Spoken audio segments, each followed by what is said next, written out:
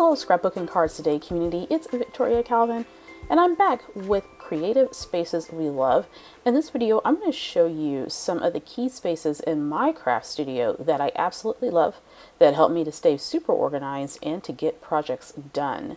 My craft space is on the second floor of my house. It's in a bonus space, and I also share the space with my daughter as she likes to craft, and we also do a bit of homeschooling in the space as well. My space is designed to be super functional, and recently I just did a little bit of reorganization to make sure that whenever I'm working on projects, I know exactly where I need to find the items I want to work on. So the first space I want to share with you today is my mixed media, paper, and embellishment area. And this particular area has 3 IKEA cabinets, 1 cabinet that holds all of my mixed media supplies, as you see here, from markers, mist, Mod Podge, and texture paste, brushes. Anything that has to do with mixed media is housed in this particular cabinet. My daughter also accesses this cabinet on a regular basis for the various projects that she likes to work on. Everything is stored, well organized, and labeled so we can quickly access what we need.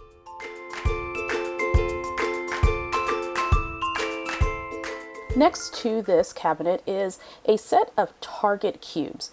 These cubes house all of my pattern papers, paper kits, and collections. I have them organized by manufacturer so that I can easily access what I want. In addition to the paper that I store in this unit, I also have sticker sheets and chipboard from various manufacturers and designers, as well as all of my thicker letters that I like to use for my projects. Next to this cube system, I also have another Billy bookcase that I house my reference materials in. So in those gray magazine holders, I have my Scrapbook and Cards Today magazines. I also have some empty as well as completed albums and some crafty reference materials that I can access whenever I need to look up something. At the bottom portion of this cabinet, I have my die cuts and other materials all ready to go in clear acrylic containers so I can see exactly what I have on hand. I have them separated by die cuts, puffy stickers, as well as other dimensional elements like these little flowers and these flat back brads. Underneath that, I have a basket that's filled with my Ellie Studio products, and next to that, I have some Ali Edwards products and just some miscellaneous things that I need to grab whenever I'm working on projects.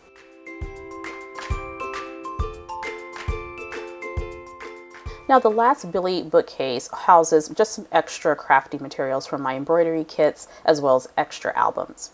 Next up is my stamping, embossing, and adhesive storage. These are 2 Alex drawers that I purchased from IKEA, and they're stacked on top of each other. I do recommend that you mount these to your wall if you have little ones or pets in your home.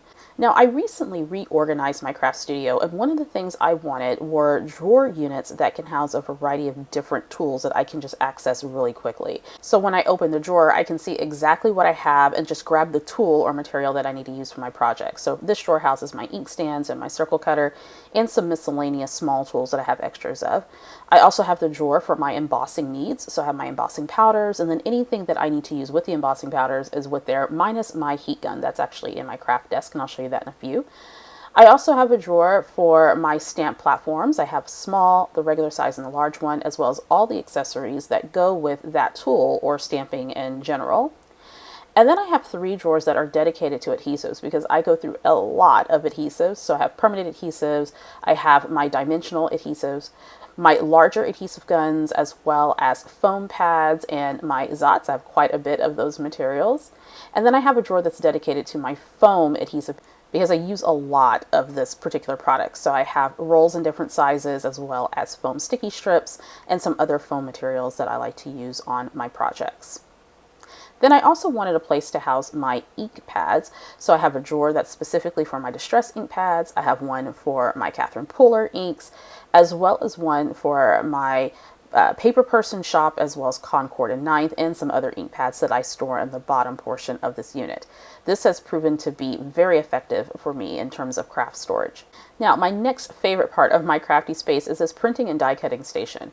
I want to make sure that all of my tools and accessories and machines have a home in my studio. So I created this printing and die cutting station just using an old IKEA desk, a TV stand, and a Target cube.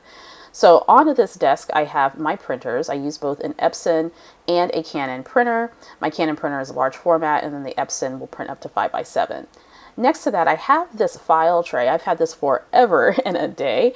This houses my photo paper as well as my printer paper. And next to that, I have my Spellbinders die cutting machine, my Glimmer hot foiling system, and the tools that go with it. So when I'm ready to use these devices, I can just grab what I need. I can use it right there at my station, or I can take it over to my craft desk very easily. As I mentioned, when I reorganized this space, I wanted to make sure that I can easily access these tools and not have to dig around for all the accessories and the parts that go to them whenever I'm making a project. As we go down the line, I have my electronic tools all set and ready to go. The first one is my Cricut Explore Air 2 in Mint, and I absolutely love it, with the tools that go with that particular device ready to go. I also have my electronic die cutting machine, and this is a Gemini, and I have this sitting on a platform from Totally Tiffany. This idea I got from Kathy Zelski, our very own Kathy, so that it makes it really easy to move this machine because it is a little bit heavy. All of these devices are plugged in, so all I have to do is turn them on and use them whenever I'm creating a project. Now, all the accessories and any other additional materials that I have are housed in the cubes below. So I have a space for my die cutting materials as well as my metal dies. These are all my dies that don't necessarily have a stamp to go with them. So I have my cover plates and my flowers and sentiments and shapes and nesting dies all there, and any extra dies that I need to process there and put in behind those dividers.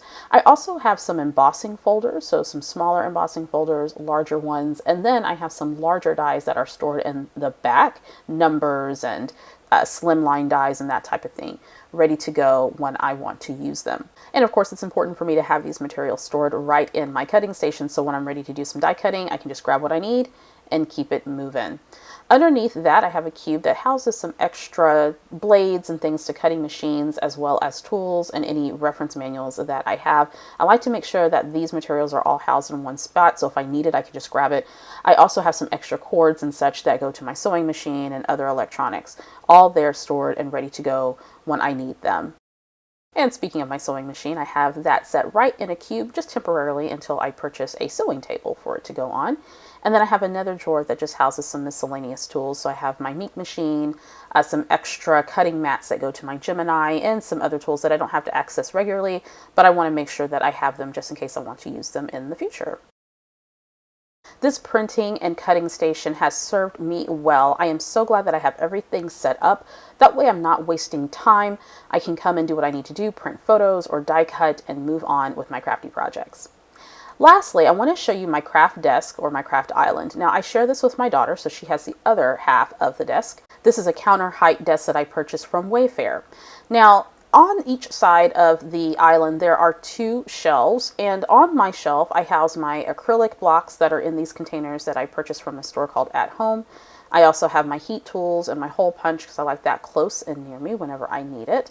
And I also store this here because my daughter occasionally likes to use the heat tool, so she knows exactly where to grab it when she needs it.